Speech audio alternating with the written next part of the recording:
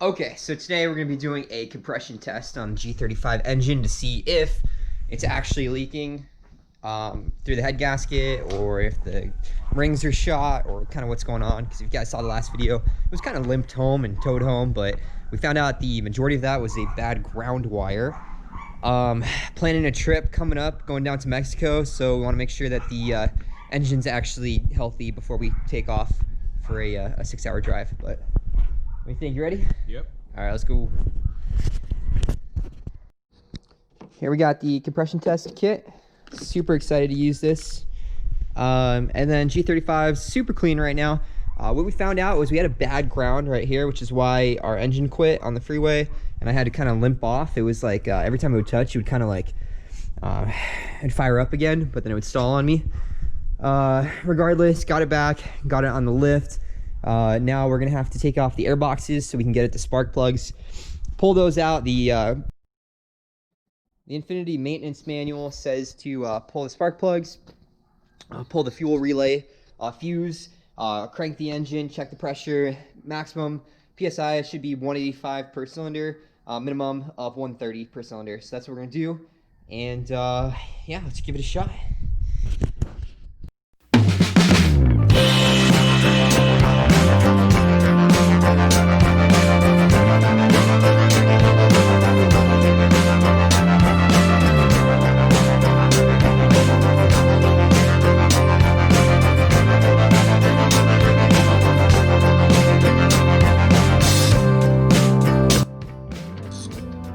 It was literally like $100. I don't care about talking during this because I'm gonna actually fast forward it anyway.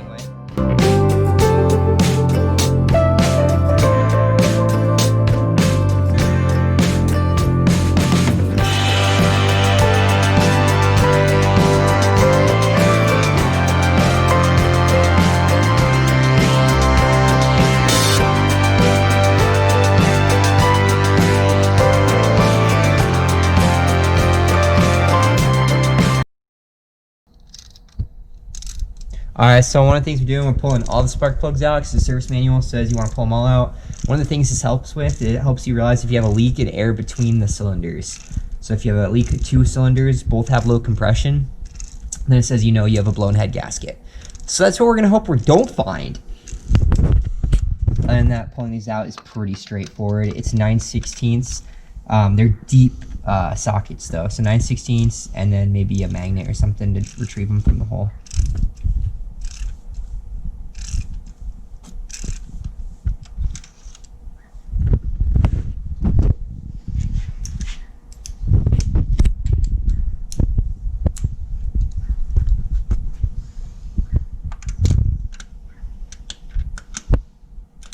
Quite out yet. It's easier if you just use the extension like a screwdriver. They're not in there tight, at least they shouldn't be. They're going into an aluminum block, so if you put them in too tight, they'll literally just strip the block.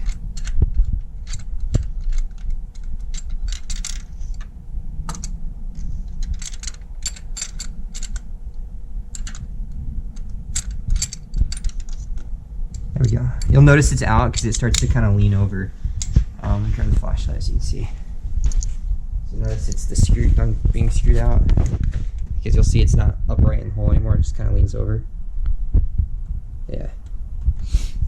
And repeat the process for all of them.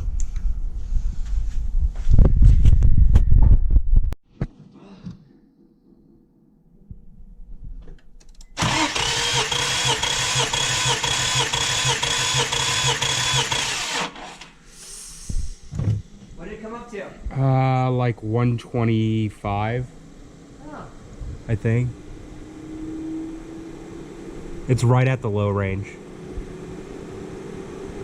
I'd actually give it like a 132. Right at the lowest. You want to bleed it off? I'll try one more time. Yeah. Alright, it's blood. Gas. It's blood.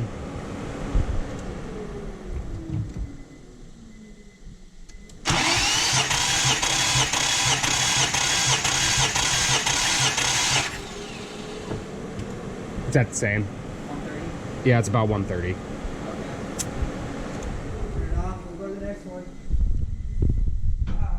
So before you crank it, you want to make sure you pull your fuel relay on these cars. It's actually in this fuse box back here. Got to take the battery out to get it, and then rehook up the battery after you pull it so you can crank it. On that bank of cylinders, we got 130, 130, and 139, 140. So we're going to do this bank of cylinders. As long as we get in that same ballpark, we'll know the engine is healthy. And that's pretty exciting, actually. All right, let's give it a shot.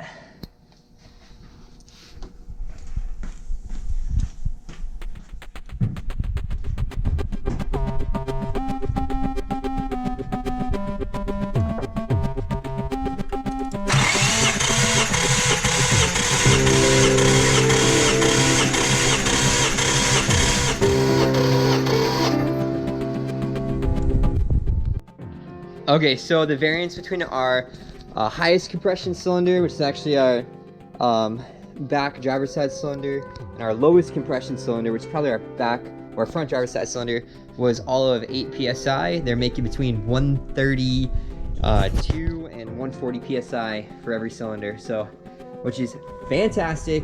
That means that there's nothing wrong with any of the cylinders. They're all wearing evenly, and it's also above the what Nissan says is the minimum compression for the engine.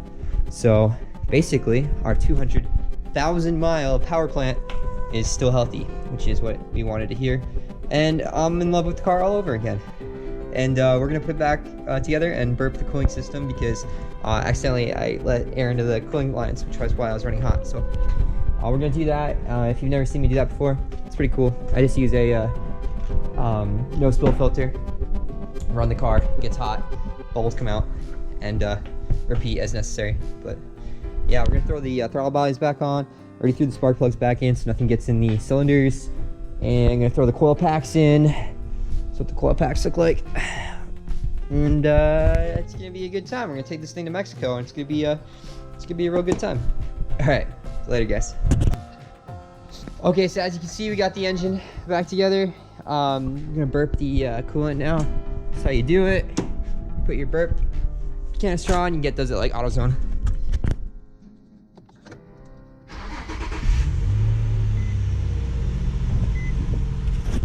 You fire it up, and then it's gonna beep at you for a bit, but you're gonna let it run. This will come up and it'll just start letting the air out, and then once it's all done, then you can remove it. Easy enough, but other than that, engine sounds fantastic. We're good to go. Catch you guys next time.